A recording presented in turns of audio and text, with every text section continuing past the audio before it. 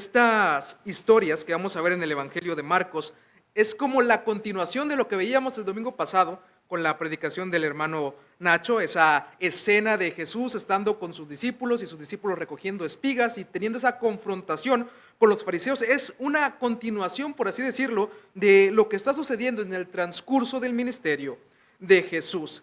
Jesús ha mostrado su grande misericordia desde que inició su ministerio terrenal. Ha sanado enfermos, ha sanado a las personas que vienen a Él, no los desecha, sino que Él muestra la misericordia de Dios a través de prodigar este amor, a través de sanarlos, a pesar de que las personas muchas veces vienen a Él por interés solamente. No vienen porque en verdad quieran reconocerle como Señor, no vienen porque en verdad quieran reconocerle como el Salvador, provisto por Dios para expiación de sus pecados, sino que vienen a Jesús porque escuchan que hace milagros. Vienen a Jesús porque escuchan que están enfermos. Vienen a Jesús porque son personas que tienen ciertos padecimientos y al ver que Jesús es la respuesta a esas enfermedades, entonces vienen a Él y se agolpan, se aglutinan para conocer a Jesús.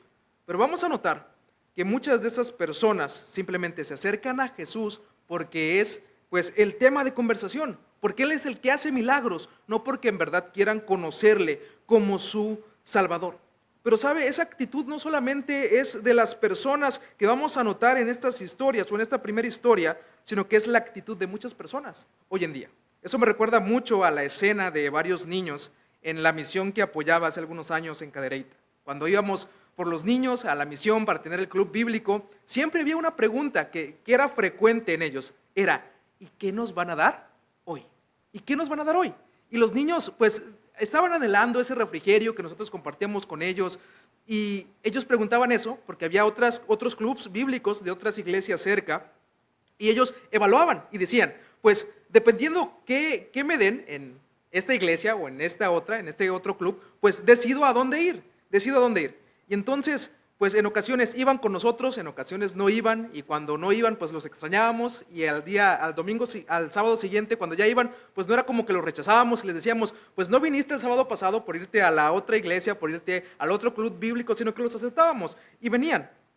Pero muchos de ellos eran motivados simplemente ir al club, no porque quisieran conocer a Jesús, no porque quisieran escuchar la palabra de Dios, sino simplemente porque sabían que iba a haber refrigerio. Y más si era su favorito, entonces, pues sí, voy a estar ahí, tenga por seguro, hermano, que no voy a faltar. ¿Sabe qué? Así es, muchas personas se acercan a Jesús, muchas personas se acercan a la iglesia simplemente porque quieren obtener algo a cambio. Y ese beneficio que quieren obtener es simplemente un beneficio físico, Pero vamos a notar en esta historia que Jesús quiere que las personas se acerquen a Él, a ese Jesús misericordioso, con la intención de conocerlo en verdad. Porque muchas personas quieren la misericordia que Jesús ofrece, pero no quieren al Jesús que da la misericordia. Y quiero que esto quede en claro, hermanos. Muchas personas quieren la misericordia que Jesús ofrece, pero no quieren a Jesús que da la misericordia. Y muchas personas se acercan a Jesús simplemente buscando que pueden obtener. Y no va a ser distinto con la primera historia de los primeros personajes que vamos a ver a continuación. Pero algo que tenemos que entender es que Jesús es sumamente misericordioso y que Jesús muestra su misericordia a todo aquel que viene a Él. No importa que estas personas vengan simplemente con el deseo de satisfacer su necesidad física. Aunque muchos vienen con el deseo de satisfacer su necesidad física, aún así Jesús muestra su grande misericordia y su grande amor, aunque ellos vengan a Él con un pensamiento errado y con un pensamiento equivocado. Eso tiene que quedarnos claro. Jesús es misericordioso y Jesús quiere que nos acerquemos a Él. Pero tú debes acercarte a Jesús buscando conocerle en verdad. No simplemente porque esperas obtener eso que Él puede darte, esa sanidad de tu enfermedad, para que te saque de tus problemas, para que se solucione esa situación financiera de tu hogar. No, tú tienes que acercarte a Jesús buscando conocerle en verdad tal y como Él es. Y esta es la proposición, hermanos, de la predicación del día de hoy. Porque Jesús es misericordioso, tú debes acercarte a Él buscando conocerle. Porque Jesús es misericordioso, tú debes acercarte a Él buscando conocerle. Y vamos a responder la siguiente pregunta. ¿Qué tengo que conocer de Jesús? Bueno, si voy a acercarme a Él buscando conocerle, ¿qué es lo que tengo que conocer de este hombre llamado Jesús? Vamos a notar primero, de versículo número 7 a versículo número 12, que Jesús quiere que le conozcas como tu Salvador. Y porque Jesús es misericordioso, tú debes acercarte a Él buscando conocerle como tu Salvador. Mire lo que nos narra esta historia. Encontramos aquí. Encontramos a Jesús en una escena específica, está junto al mar, se retiró junto al mar. Si pudiéramos leer o notar, o usted puede notar en su casa, versículos 1 a versículo número 6, nos narra la historia que sigue de ese suceso de Jesús con sus discípulos y su enfrentamiento con los fariseos estando en ese campo de espigas. Después Jesús sana a un hombre de una mano seca y estos fariseos están allí tentando a Jesús, viendo si es que Jesús va a sanar al hombre de esta mano seca, y Jesús sana a este hombre de la mano seca y los judíos se enardecen, los judíos se enojan porque Jesús está sanando a personas en el día de reposo. No solamente sus discípulos comen espigas en el día de reposo, algo que según ellos no es ilícito, según sus reglas, según lo que ellos habían establecido, sino que ahora se molestan con Jesús porque está sanando a personas en el día de reposo. Y mire cómo termina esta escena de esta historia en versículo número 6. Dice: y salidos los fariseos, tomaron consejo con los herodianos contra él, o sea, contra Jesús, para destruirle.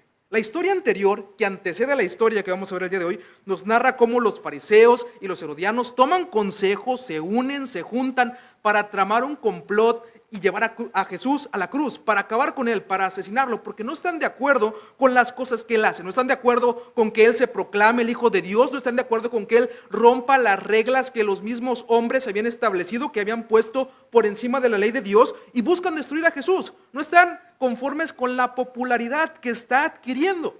Y vamos a notar cómo en estos versículos, de versículos 7 al 12, se va a notar la popularidad de Jesús. Se va a notar que Jesús es el tema de conversación, es la superestrella del momento, y como todas las personas quieren tener contacto con él. Si pudiéramos traducirlo a términos actuales, diríamos que es el influencer de la época, es el influencer del momento, es el que está en el top y con quien todas las personas quieren colaborar. Mire lo que dice Marcos en estos versículos. Mas Jesús se retiró al mar con sus discípulos. Jesús, al notar que estos fariseos y herodianos quieren tomarle, quieren prenderle, quieren pues llevarlo a la cruz, Jesús se aparta de ese lugar. Aún su momento no ha llegado, su momento de la confrontación final, su momento de ir a la cruz aún no ha llegado, y Jesús se aparta al mar para no tener conflicto con los fariseos. Pero mire, él se va con sus discípulos y él está allí con sus discípulos en el mar. Pero ¿qué sucede? Tras él, mire quién viene. Dice que lo seguía gran multitud de Galilea. Jesús está en ese momento en Galilea. Y grandes personas, o gran número de personas que han visto sus milagros, que han visto que sanó a ese hombre de la mano seca, le siguen. Son personas que están ahí, que han visto lo que Jesús ha hecho recientemente durante los días que Jesús ha estado con ellos en Galilea. Pero no solamente vienen personas de Galilea, sino que también vienen personas de Judea y de Jerusalén y de Idumea y del otro lado del Jordán y de los alrededores de Tiro y de Sidón. Hay muchas personas que están viniendo a ver a Jesús. Si pudiéramos traducirlo el día de hoy, imagine que Jesús está en el centro del país, está en la capital del país, y es como si dijéramos que vienen personas a visitar a Jesús o a ver a Jesús de Monterrey, de Yucatán, de Veracruz, de todas partes se están reuniendo para ver a Jesús. Es más o menos la idea que Marcos quiere que nosotros entendamos al mencionarnos todos estos lugares, que veamos que hay personas que vienen desde muy cerca, pero también hay personas que vienen desde muy lejos. Hay personas que son judías, que han escuchado a Jesús, pero también hay gentiles que han escuchado de este Jesús de Nazaret que hace milagros y vienen a él esperando para ver quién es él. Y podríamos decir, pues qué bendición. Muchas personas van a escuchar el evangelio, muchas personas van a saber del reino de Dios, muchas personas van a entender que Jesús es el Mesías provisto por Dios para salvación de sus pecados. Van a reconocer que Jesús es aquel cordero expiatorio que quita el pecado del mundo, en el cual necesitan creer para la redención de sus pecados. Podríamos pensar eso, pero algo que nos va a dejar claro Marcos en esta narrativa es que estas personas están acercándose a Jesús no porque quieran reconocerle como Salvador, no porque quieran reconocer que Jesús es el Mesías prometido, aquel hijo de David que se siente eternamente en el trono de la casa de Israel, sino que se están acercando a Jesús simplemente porque hace milagros, porque han oído que están enfermos, porque han oído que Él saca fuera demonios, porque han oído las cosas maravillosas que Él hace. Mire lo que dice, versículo número 8, la última parte. Oyendo cuán grandes cosas hacía, grandes multitudes vinieron a Él. Esta gran multitud, todos estos miles de personas que se están congregando en Galilea, a la orilla del mar, están ahí reunidos por esto, porque han oído que Jesús hace milagros. Han oído que Jesús hace milagros y su interés simplemente es conocer a Jesús para que les haga un milagro. Porque ¿quién no quisiera conocer a alguien que puede sacarlo de una enfermedad que ha padecido durante mucho tiempo? ¿Quién no quisiera conocer y tener un encuentro con alguien que puede restaurar su problema de ceguera o su problema auditivo o su problema del habla? Pues yo creo que cualquier persona que padece alguna necesidad de ese tipo quisiera tener sanidad, quisiera recibir la sanidad de su enfermedad. Y muchas de esas personas van a buscarse a Jesús motivados simplemente por eso, por satisfacer su necesidad física. Por satisfacer su necesidad física. Ven a Jesús como ese objeto, como ese genio de la lámpara maravillosa al cual pueden ir y decir: Jesús, aquí estoy, aquí está mi enfermedad, aquí está mi problema, tú sáname, haz lo tuyo. ¿Y sabe qué? Hoy en día así hay muchas personas que se acercan a Jesús. Simplemente por eso. Ven a Jesús como el genio de la lámpara maravillosa al cual van simplemente cuando tienen algún problema, cuando tienen alguna dificultad, y es como que: Jesús, sáname, sácame de esta enfermedad, sácame de este problema, sácame de esta crisis, provee lo necesario para mi familia. Y solamente buscan a Jesús cuando tienen alguna necesidad física. Y esas personas por eso están allí, por eso están buscando a Jesús. Y mire, quizá nosotros no alcanzamos a dimensionar cuán grande es la cantidad de personas que buscan a Jesús, pero Marcos se encarga de que nosotros dimensionemos que son muchas personas, miles de personas las que están ahí reunidas con Jesús. Es tanto el número de personas que Jesús tiene temor, Jesús toma precauciones para que el gentío, para que el grupo de personas no lo aplasten, y lo deja ver en el versículo número 9.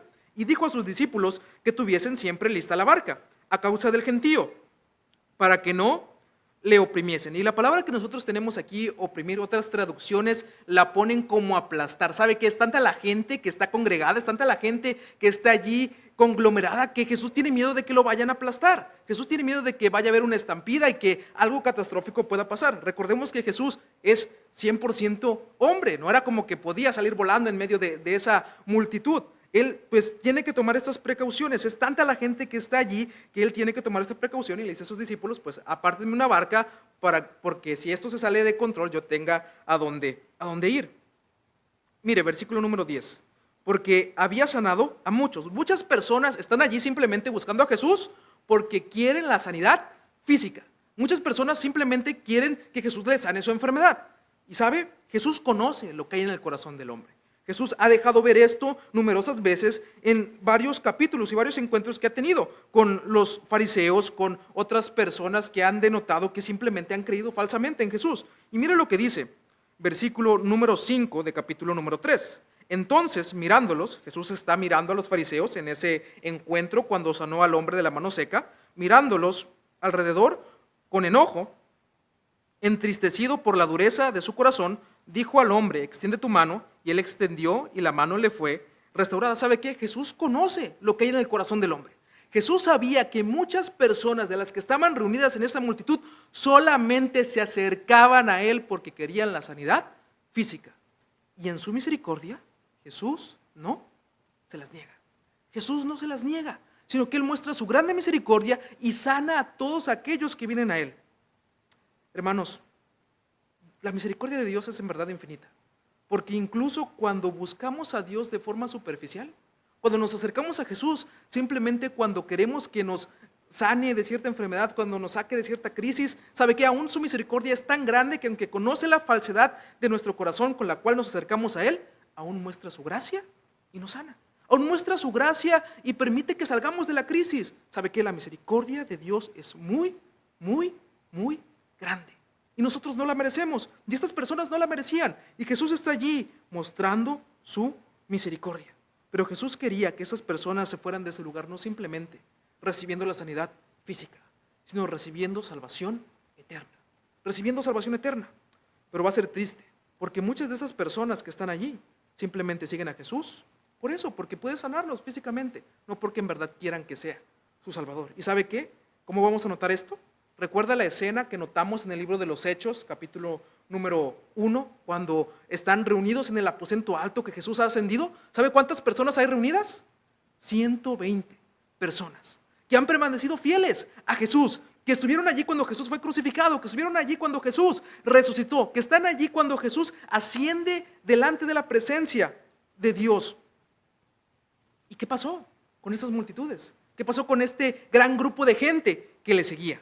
¿Sabe? El tiempo dio evidencia que simplemente estaban cerca de Jesús porque podían obtener algo a cambio de él. Tenga por seguro que gran parte de las personas que están en este momento en esa multitud cerca con Jesús, capítulos más adelante van a estar en esa misma multitud que están delante de Pilato gritándole, diciéndole que crucifique a Jesús porque quieren que saque a Barrabás y que Jesús sea pues crucificado. Muchas personas van a dar evidencia que no estaban en Jesús, con Jesús en verdad. Jesús sana a todas estas personas que se acercan a él.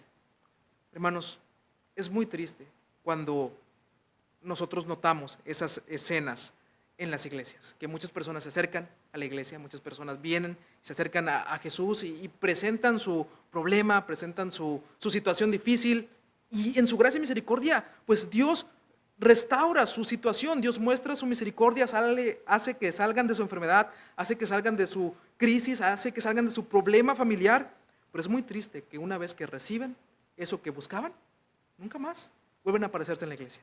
Nunca más vuelven a acercarse a Jesús. Parece que solamente estaban allí porque querían obtener el beneficio que Jesús podía darles. Porque veían a Jesús como eso, como alguien que podía darles lo que necesitaban en ese momento, esa necesidad física. Pero hermanos, quiero que usted piense que Jesús para usted debe ser en primer lugar su Salvador y no simplemente aquella persona a la cual usted se acerca buscando adquirir y tener un favor a cambio. Acérquese a Jesús reconociendo eso, que Él es su Salvador. Estas personas simplemente están allí buscando obtener un beneficio físico. Pero mire, dentro de todo este grupo de personas, Marcos destaca a un grupo en particular. Versículo número 11 a versículo número 12 vamos a notar a un grupo especial dentro de todas las personas que están allí rodeando a Jesús. Dice, y los espíritus inmundos al verle se postraban delante de él y daban voces diciendo, tú eres el Hijo de Dios. Mas él le reprendía mucho para que no le descubriesen. Dentro de toda esta multitud, dentro de todo este grupo de personas, hay un grupo de personas que están endemoniadas, que tienen espíritus inmundos. Y lo que hacen estas personas con espíritus inmundos es que al ver a Jesús, ¿sabe qué hacen? Reconocen su autoridad. Reconocen que Jesús es el Hijo de Dios, pero eso no era indicador que Jesús era su Señor, no era indicador que Jesús era su Salvador.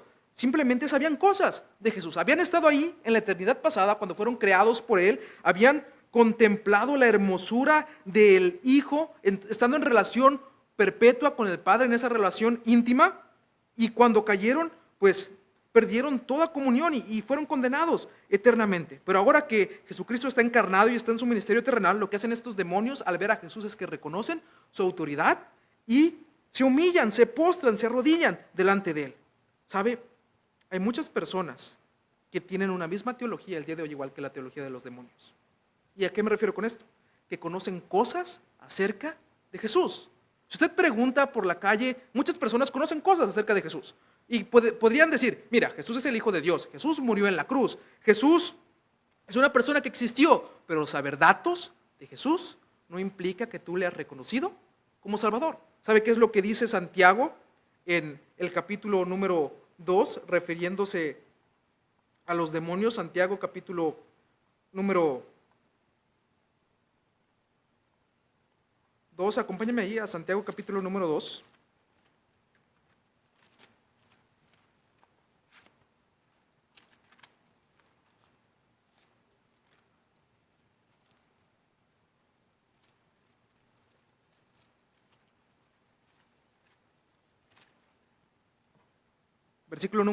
Capítulo número 2, versículo número 19, dice así, ¿tú crees que Dios es uno? Hablando Santiago a las personas que están profesando una fe muerta, dice, ¿tú crees que Dios es uno? Bien haces, mira, también los demonios creen y tiemblan.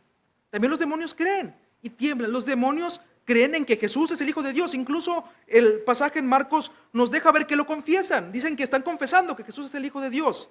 Pero eso no quiere decir que vean a Jesús como el Salvador provisto por Dios. No quiere decir que tengan redención. Para ellos no hay redención. Y sabe, hay muchas personas hoy en día que simplemente ven a Jesús como una figura que existió, que ven a Jesús como una persona, sí, quizá que existió, que pues compartió sus enseñanzas con muchas personas, pero eso no quiere decir que esas personas vean a Jesús como su Salvador. Y Jesús hace con estos demonios, lo que hace con estos demonios es que los reprende y dice que no hablen más, que no confiesen esto. ¿Por qué?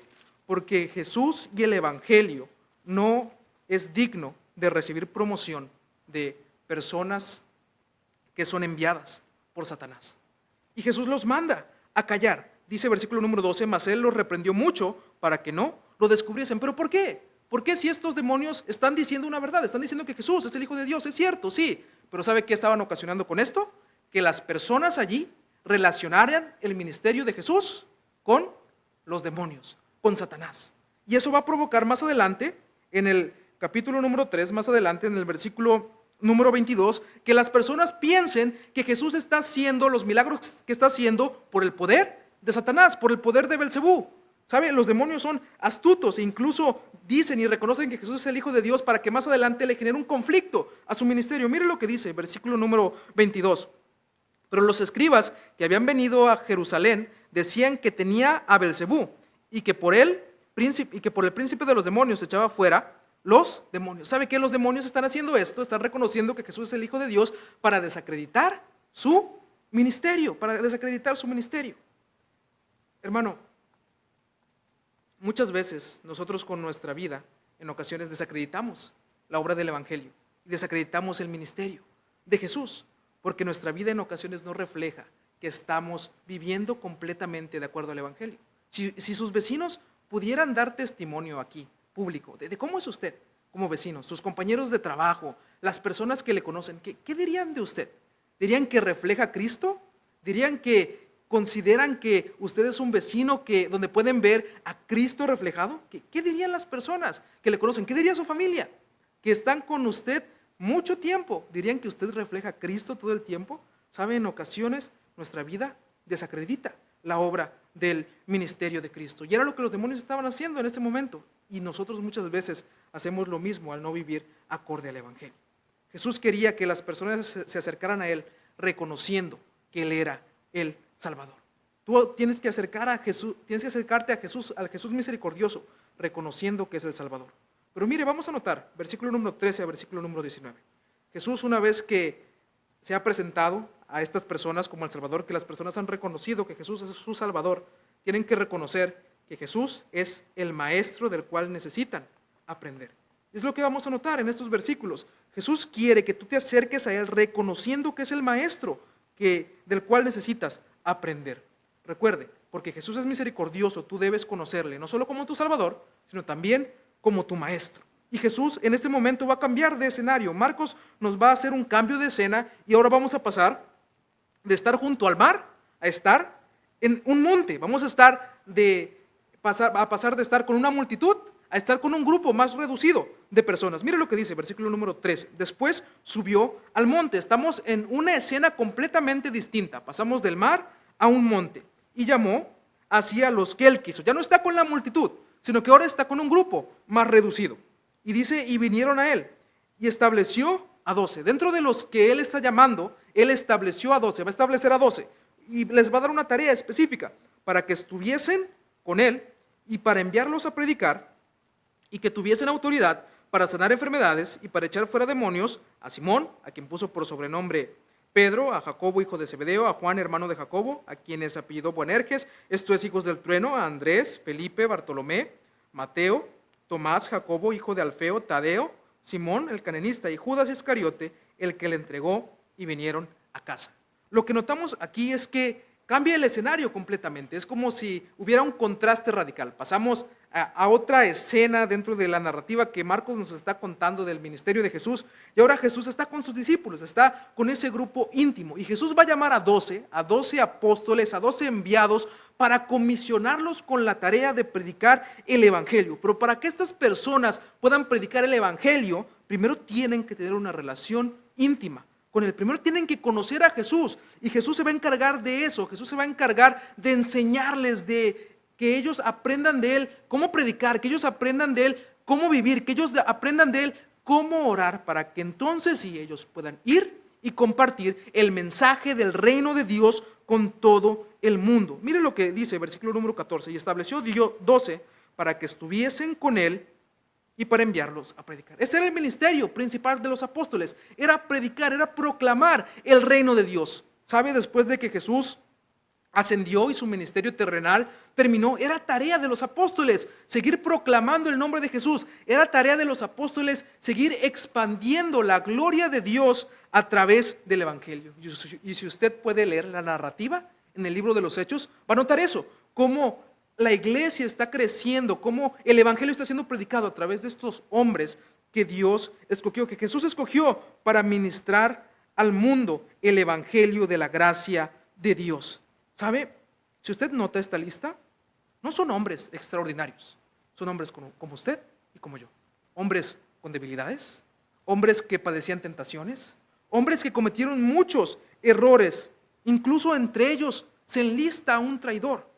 Pero de los hombres que Dios escogió, hubo hombres que estuvieron dispuestos a conocer a Jesús no solo como su Salvador, sino como su Maestro y ser enseñados por Él, pasar una vida constante durante el ministerio de Jesús, pegados a Él, para quedar tan impregnados de Jesús, que después pudieran impactar el mundo a través de su vida y su ministerio. No tiene nada de extraordinario. Usted puede notar la vida de Pedro y en ocasiones es pues no muy cristiano. Está allí reconviniendo con Jesús para que no vaya a la cruz, pero después lee la historia de Pedro en el libro de los Hechos y nota cómo a través de su sermón más de 3,000 personas se convierten. ¿Y cómo llega a ser un Pedro que está reconviniendo con Jesús para que no vaya a la cruz, a ser un Pedro que está predicando un sermón donde más de 3,000 personas se convierten? Por la obra de Cristo. Por la obra de Cristo. Es a través de la obra de Cristo que estos hombres van a poder impactar el mundo, proclamar el evangelio y dar a conocer el nombre de Jesús, dar a conocer la gloria de Dios. ¿Sabe? Dios tenía planeado desde la eternidad depositar el evangelio de su gracia en vasos de barro, en usted y en mí. El día de hoy nosotros continuamos el ministerio de Jesús, continuamos el ministerio de los apóstoles, proclamando la gloria de Dios a través de su vida, proclamando el evangelio. Y la forma que usted va a proclamar el evangelio de forma eficaz va a ser a medida que usted conozca a Jesús como su maestro. Que usted sea un discípulo que se sienta a los pies de Jesús, que está en constante comunión con ese maestro. Y no solamente que ve las enseñanzas de ese maestro como preceptos dignos de seguir, no, sino como un discípulo que pone en práctica las enseñanzas de ese maestro. ¿Sabe que algo que destaca en esta narrativa es versículo número 19? Judas Iscariote tenía el mejor maestro y estuvo allí cuando Jesús enseñaba, estuvo allí cuando Jesús predicaba, escuchó constantemente la palabra de Dios a través del mejor maestro.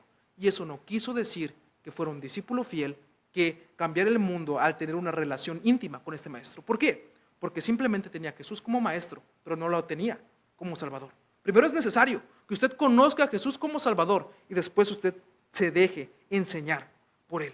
Que usted se deje enseñar por Él. En cada una de las listas que notamos de los 12 discípulos, de los 12 apóstoles, ¿sabe qué se menciona siempre de Judas? Que fue el que le traicionó, fue el que le entregó.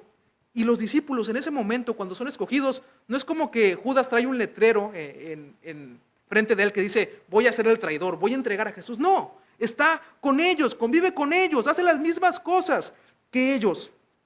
Pero más adelante se denotó que su relación con Jesús era falsa, era falsa. Y hermanos, esto debe hacer examinar nuestra relación y nuestra vida cristiana.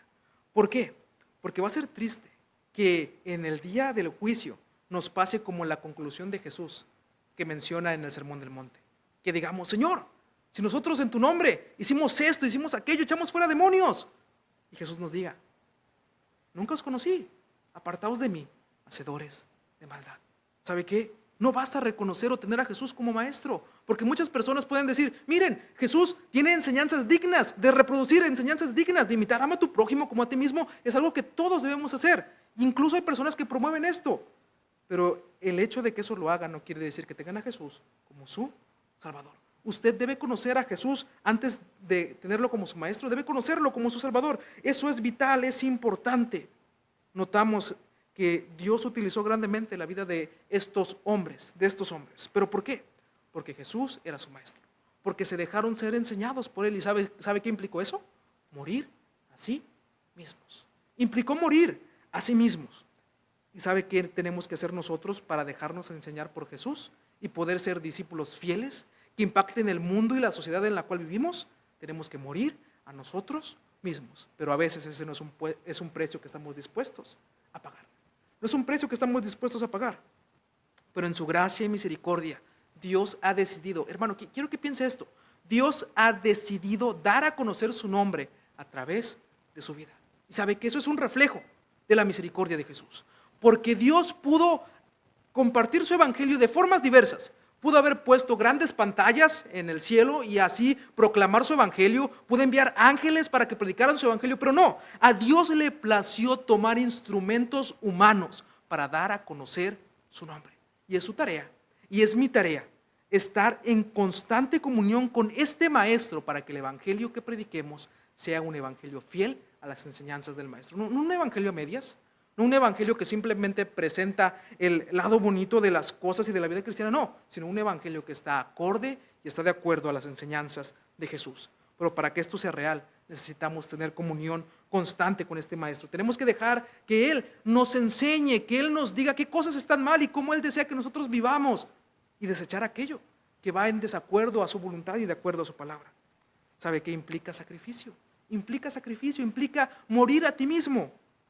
Pero para que eso sea posible, primero tienes que acercarte a Él como tu Salvador. Jesús nos deja ver en estas dos historias que Él es misericordioso. Él es sumamente misericordioso y tú puedes conocerle, hermano. Tú puedes conocerle de forma personal. Y eso es algo que no puedes rechazar. Pero Dios quiere que tú le conozcas, Dios quiere que tú conozcas a Jesús en primer lugar como tu Salvador y después como tu maestro. No quiere que veas a Jesús simplemente como aquel genio de la lámpara maravillosa al cual tú vas cuando tienes algún problema. No quiere que veas a Jesús simplemente como aquel maestro que tiene buenas enseñanzas morales de las cuales tú puedes aprender. No, Él quiere que veas a Jesús como tu Salvador y como el maestro del cual tú debes aprender para vivir una vida de acuerdo a la santidad de Dios y que así impactes el mundo en medio del cual tú vives. Pero eso es algo que solamente puedes hacer por la obra de Cristo, por la obra del evangelio, no por ti mismo, porque por ti mismo y por mí, ¿sabes qué? No somos nada.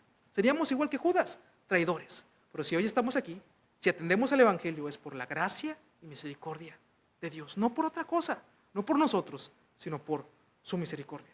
Hermanos, espero que cada día podamos desear conocer más a Jesús, acercarnos a Él y reconocerle como nuestro Salvador y ponernos debajo de sus pies y decirle: Jesús, enséñame a vivir como tú, enséñame a orar como tú, enséñame a hablar como tú, enséñame a comportarme como tú, para impactar el mundo en medio del cual me permites vivir.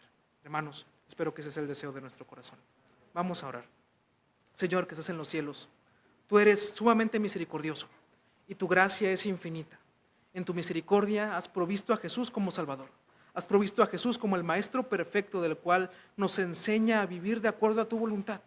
Pero Señor, muchas veces nosotros nos acercamos a Jesús con intenciones equivocadas. Pero Padre, ayúdanos tú a examinar nuestro corazón. Ayúdanos a hacer cada cosa pensando que Jesús es nuestro Salvador y es digno que nosotros le representemos con todo lo que hacemos. Padre, sea que comamos o que bebamos, que todo lo hagamos para la gloria de Cristo, buscando que tu nombre sea exaltado. Señor, bendice a mis hermanos y sé con ellos. Gracias por la obra en este lugar. Oramos en nombre de tu Hijo amado Jesucristo. Amén.